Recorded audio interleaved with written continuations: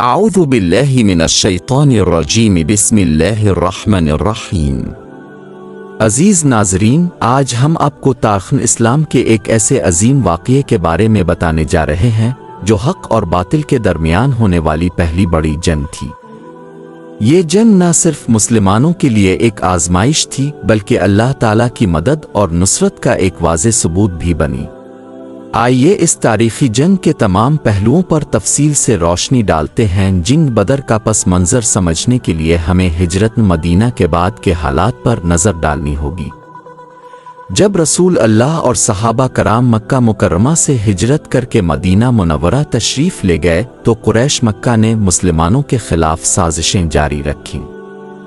انہوں نے مسلمانوں کا جینا مشکل کر دیا اور مدینہ پر حملہ کرنے کی تیاری شروع کر دی۔ قریش کے ایک بڑے تجارتی قافلے جس کی قیادت ابو سفیان کر رہا تھا، شام سے مکہ واپس آ رہا تھا۔ اس قافلے میں بے شمار مال و دولت تھی جو دراصل انہی مسلمانوں کا تھا جنہیں مکہ میں ظلم و ستم کا نشانہ بنا کر بے سر و سامانی کی حالت میں مدینہ ہجرت پر مجبور کیا گیا تھا۔ نبی کریم نے اس قافلے کو روکنے کا ارادہ فرمایا تاکہ یہ مال مسلمانوں کے لیے استعمال کیا جا سکے۔ ابو سفیان کو اس منصوبے کا علم ہو گیا تو اس نے قریش مکہ کو مسلمانوں کے خلاف جنگ کے لیے اکسایا، اور اس طرح جنگ بدر کا آغاز ہوا۔ جب نبی کریم کو معلوم ہوا کہ قریش جنگ کے لیے رہے ہیں تو اپنے صحابہ کرام سے مشورہ کیا۔ مہاجرین اور انصار دونوں نے آپ کا بھرپور ساتھ دینے کا وعدہ کیا۔ تقریباً 313 مسلمانوں کا ایک مختصر لشکر تیار کیا گیا۔ ان کے پاس زیادہ ہتھیار نہ تھے، صرف 70 اونٹ، چند گھوڑے اور معمولی اسلحہ تھا۔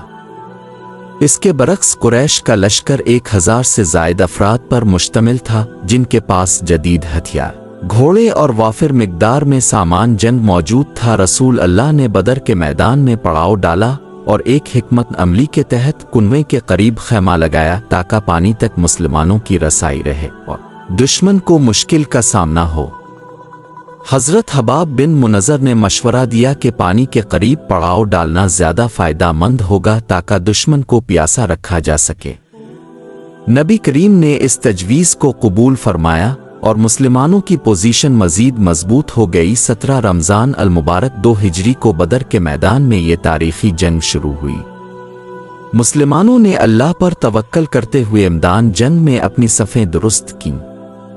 نبی کریم نے دعا کے لیے ہاتھ اٹھائے اور اللہ تعالیٰ سے مدد طلب کی۔ آپ نے فرمایا، اے اللہ، اگر آج یہ مٹھی بھر جماعت ہلاک ہو گئی تو روئے زمین پر تیرا نام لینے والا کوئی نہ ہوگا۔ اللہ تعالیٰ نے فرشتوں کی مدد بھیجی اور مسلمانوں کو کامیابی کی بشارت دی۔ عربوں کی روایت کے مطابق جنگ سے پہلے انفرادی مقابلہ ہوتا تھا۔ قریش کی طرف سے عتبہ، شیبہ اور ولید بن عتبہ میدان میں اترے۔ مسلمانوں کی طرف سے حضرت حمزہ، حضرت علی اور حضرت عبیدہ بن الحارث مقابلے کے لیے نکلے۔ حضرت حمزہ اور حضرت علی نے دشمنوں کو جلد ہی جہنم واصل کر دیا، جبکہ حضرت عبدہ زخمی ہو گئے اور بعد میں شہید ہو گئے۔ جنگ کے دوران اللہ تعالیٰ کی مدد مسلمانوں کے شامل حال رہی۔ فرشتے مسلمانوں کی مدد کے لیے آئے اور کفار کے دلوں میں رعب و خوف ڈال دیا۔ حضرت علی، حضرت حمزہ، حضرت زبر اور دیگر صحابہ کرام نے بے جگری سے لڑائی لڑی اور کفار کے کئی نامور سرداروں کو ہلاک کر دیا۔ ابو جہل، جو مسلمانوں کا سب سے بڑا دشمن تھا، جنگ میں مارا گیا۔ یہ جنگ مسلمانوں کے حق میں فتح مند ثابت ہوئی۔ کفار کے 70 افراد مارے گئے اور 70 قیدی بنا لیے گئے، جبکہ مسلمانوں کے صرف 14 صحابہ کرام شہید ہوئے۔ اس جنگ میں قریش کے بڑے بڑے سردار مارے گئے جس سے ان کا غرور خاک میں مل گیا۔ جنگ بدر کے بعد مسلمانوں کا وقار بڑھ گیا اور عرب کے قبائل نے اسلام کو سنجیدگی سے لینا شروع کر دیا۔ قریش مکہ کو ایک زبردست دھچکا لگا اور وہ انتقام کی آگ میں جلنے لگے جو بعد میں جنگ عہد کی صورت میں ظاہر ہوا۔ اس جنگ کے بعد مدینہ میں اسلامی حکومت مضبوط ہوئی اور مسلمانوں کا ایمان مزید پختہ ہو گیا۔ جنگ بدر نے یہ ثابت کر دیا کہ اللہ کی مدد ہمیشہ ایمان والوں کے ساتھ ہوتی ہے، چاہے وہ تعداد میں کم ہی کیوں نہ ہو۔